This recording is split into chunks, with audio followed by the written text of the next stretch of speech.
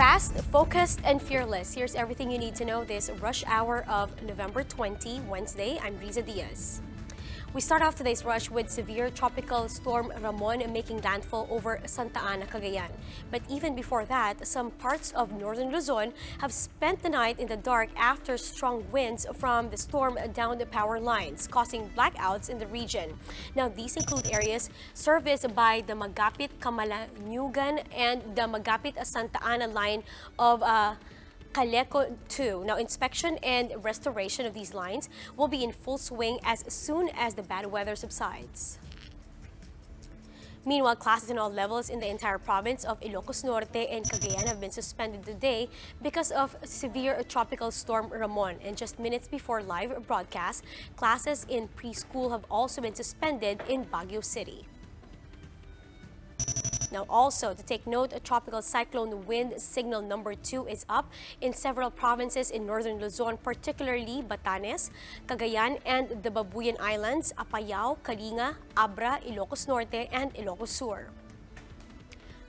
Tropical cyclone wind signal number 1 is raised at least at 17 towns in northern Isabela.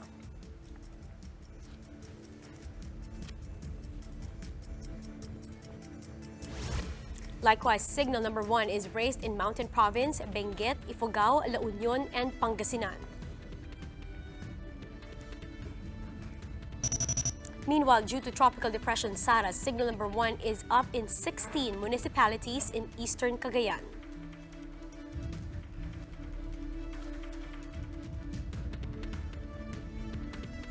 Same goes for Divilacan, Tumawini, Cabagan, Macunacon, and San Pablo in Isabela. While Ramon weakened into a severe tropical storm overnight, Tropical Depression Sara slowed ahead of its possible landfall also in Cagayan. Now, to tell us more on this, we have with us on the line Pag-asa weather forecaster Raymond Ordinario. Raymond, good morning. Yes, Risa, good morning. So Raymond, let's start with Ramon. What's the latest on this weather disturbance? So for Ramon, as of 4 a.m., it was estimated around in the area of Bagao, Cagayan, having a maximum sustained winds of 100 kilometers per hour near the center and gusts that may reach up to 165 kilometers per hour. So it's still moving on a southwest direction at a speed of 10 kilometers per hour. So by tomorrow morning, it is expected to be around 255 kilometers west-southwest of Ibas-Ambares, and it is forecasted to further weaken into a low-pressure area. Okay, Raymond, so is Sara also affecting, of course, the weather?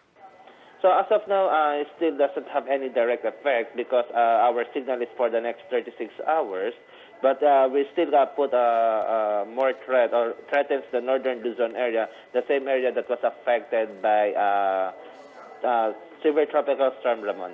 So Sara is expected to intensify likewise in the next coming days? Yes, in the next 12 hours, we are expecting it to intensify further and become a tropical storm because it is still over the Pacific Ocean.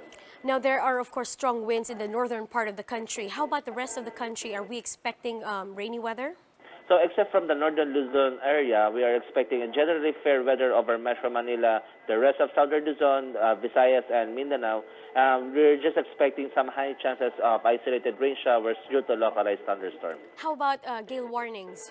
We still have a gale warning raised over the seaboards of southern Isabela, Camarines Norte, Catanduanes, the western seaboards of Zambales, Bataan, Occidental Mindoro and Palawan, and the northern seaboards of Camarines Sur. So we're still advising our fisher folks and those who have small sea craft not to venture out of those seaboards because we're still expecting high waves caused by this two tropical cyclone and our northeast monsoon. All right, thank you very much. That was Raymond Ordinario from the Pag-asa Weather Forecasting Center. Now, this just in, because of the bad weather, Skyjet canceled its round-trip flight from Manila to Basco today. And over in Mindanao, 4 people have been injured following the 5.9 magnitude quake that hit Bukidnon. Now, 1 person sustained a head injury, another lost his consciousness, while 2 others experienced severe anxiety attacks during the earthquake that jolted parts of the region. Now, as of 6 p.m. on November 19, 16 houses have been damaged, while 7 infrastructure sustained cracks on walls and ceilings, which included a health center, a public terminal, and a school in Kadingilan. Meanwhile, the local government of Kadingilan, Bukidnon also declared no classes in all levels today to ensure the safety of their students. After declaring Robredo's ICAD post as a non-cabinet position, President Duterte explains that apart from being an intelligence risk, the vice president simply can't be trusted. Here's the report. 2 weeks after appointing Vice President Leni Robredo to the Interagency Committee on Anti-Illegal Drugs, President Duterte has already threatened to fire her from the so-called non-cabinet position. Aside from possibly risking confidential state information, Duterte says Robredo isn't trustworthy. Ang problema kasi dito, ganito, I cannot trust her. Not only because she is with the opposition. I do not trust her because I do not know her. Duterte made the announcement in a late-night press conference on Tuesday, insisting that Robredo tends to share info and government strategies with foreign institutions and personalities, which is a misstep as far as Malacanang is concerned. Ang problema kay Robredo is this. Right after she was appointed, she began talking publicly about inviting the Human Rights Commission. She was talking to the United Nations. She would want to talk to the European. At marami na siyang pinagsasabi. For this reason, Duterte says he cannot give Robredo a cabinet member rank all the more. Kung ganon, sabi ko, I cannot appoint her as a cabinet member. If that is the way her mouth behaves, there can never be a position for her. Kasi kung cabinet member sana siya, on the authority, because she would be an alter ego of me. Malacanang earlier slammed Robredo for her supposed missteps, including meeting with UN and United States officials and seeking a copy of government's elusive narco list. Robredo is set to meet with the Catholic Bishops' Conference of the Philippines as well as envoys from neighboring Asian countries to seek advice on the anti-drug war. Now, apart from his take on Robredo, Duterte is also ordering law enforcers to arrest anyone vaping in public. Philippine Star reports that this comes as part of the ban on the use of importation of vape products. The order comes and raised health concerns among officials after the first vape-related lung injury involving a minor was recorded in Visayas. Over in Cebu, the Sinulog Foundation will not be receiving money from the city government for the festival next year. The Freeman reports that the 35 million peso allotted for the Sinulog celebrations will instead be kept by Cebu city government to maintain, quote, check and balances. Now, the local government will be the one to disburse the amount for the annual celebration. And this from Filipino Star ngayon, the LetranKnights ascended to the NCAA throne after putting an end to SanBeda's bid for a 4-year reign. Senior Jeric Balanza and the rest of the Knights punched out a wild 81-79 finish through clutch plays and impeccable defense to repeat what they did in 2015. 4 years ago, Knights also stood in the way of the Red Lions trying to get their 6th. Now, it's the perfect Cinderella run, tearing down their arch-rival SanBeda, who marched into the finals with an impressive 18-0 sweep of the prelims. Now, but with players like Balanza and Bonbon Atelier, Letran proved walking into the Lions' den doesn't mean sudden death, but a chance to hunt for glory. Circling back to our top story, severe tropical storm Ramon has made landfall all over parts of Cagayan. Now, to give us the latest, we have with us from News 5, we have our correspondent, Dindo Flora, that is reporting live from Santa Ana, Cagayan. Dindo, good morning.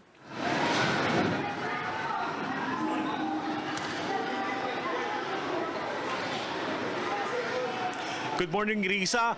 Matinding ulan at matinding pagbugso ng hangin nga yung naranasan dito sa Santa Ana, Cagayan nung maglandfall itong si Bagong Ramon kaninang madaling araw. Halos mag-zero visibility na ang National Road ng Santa Ana, Cagayan sa lakas ng buhos ng ulan na sinabayan pa ng matinding pagbugso ng hangin. Sa coastal area ng Barangay San Vicente sa lakas ng hangin, tinangay na sa gitna ang container van na ito. Bukod sa nawasak at tumumba rin ang guardhouse, nabasag din ang salamin ng bintana ng opisina ng port area sa Santa Ana. May ilang lugar din sa Santa Ana na nawala ng kuryente matapos maputol at lumaylay ang ilang kable nito sa kalsada. Dahil na rin sa patuloy na malakas na pag-ulan, umapaw na ang Dumasag River sa Barangay Rapuli, dahilan para lumikas na ang mga residente doon at magmistulang ghost town ang lugar. Risa, sa ngayon, umabot na sa mahigit 200 pamilya ang nagsilikas dahil na rin sa patuloy na ulan at lakas ng hangin. Nandito sila ngayon sa iba't ibang evacuation centers sa buong Santa Ana. Inaasahan naman ang pagdami pa ng mga evacuees dahil na rin sa patuloy na pagbuhos ng ulan. Kanina, Risa, nagkaroon ng konting kaguluhan dito dahil nga doon sa nangyaring pag-apaw ng ilog. Yung karamihan dun sa mga residente na nakatira dun sa lugar ay gustong bumalik at gusto daw alisin, kunin yung kanilang mga gamit. Risa? Dito, kumustahin lang din namin yung mga evacuees natin dyan sa may evacuation center. May mga relief operations na rin ba?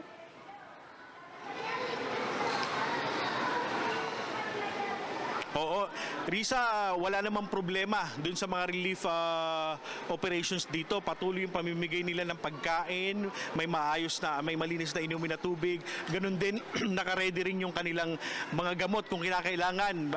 Kadalasan, yung mga hinihingi lang naman daw na gamot dito, yung paracetamol sa sipon at saka yung mefenamic. Yung iba kasi medyo may nararamdamang masakit sa katawan. Yun lang ay binibigay ngayon. Bukod dyan, wala pang major na mga incidents na nangyari dito sa evacuation centers. At inaasahan nila na posibleng dumami pa ito kasi patuloy yung paglakas ng ulan, pagkaganyan, lalong aapaw yung river.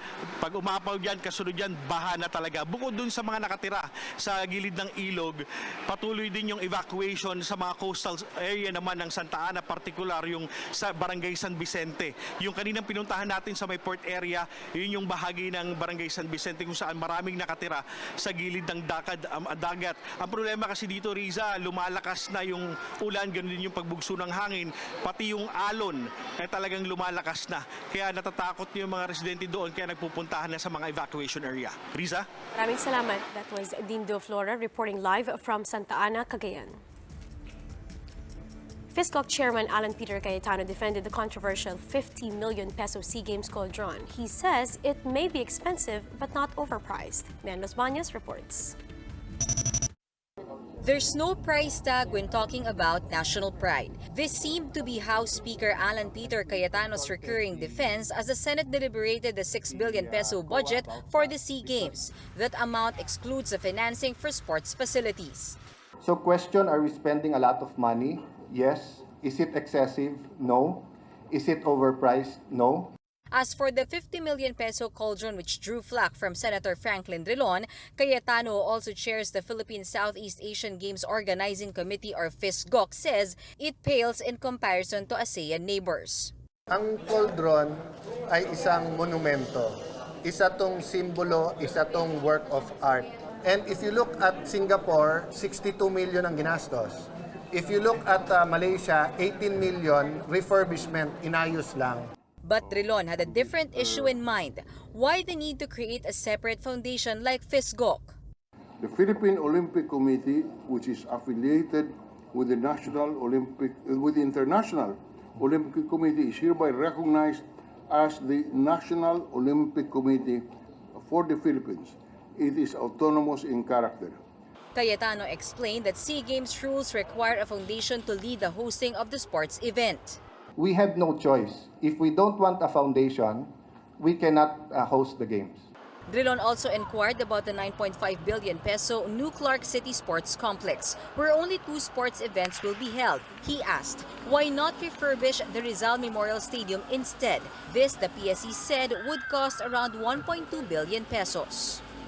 You are saying 1.2 billion to refurbish the track and field and to refurbish the track and field to international standards, and a Coliseum, Rizal Memorial Coliseum, at 1 billion, you can have that Coliseum.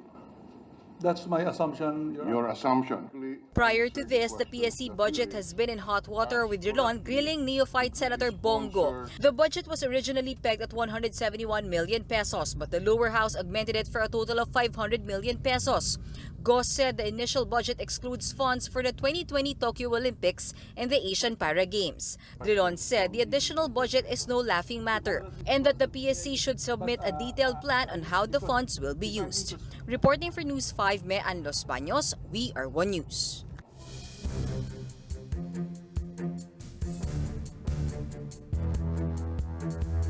SEA Games athletes are also set to ride in style as MG Philippines has been formally named as the mobility partner for the biennial meet. In a deal formalized between MG Philippines and the Philippines SEA Games Organizing Committee, the car maker will issue 85 vehicles for the transportation of athletes, delegates, technical officials, and organizers. MG Philippines President and CEO Alberto Orcilla says it's their privilege and honor to provide safe and comfortable rides for the region's best. It is our opportunity to really support our Filipino athletes. We are a brand that who wants to be able to cater to each and every Filipino motoring enthusiast and to everyone. The British car brand will be offering their sports utility vehicle RX-5 model for the games. Powered by Smart.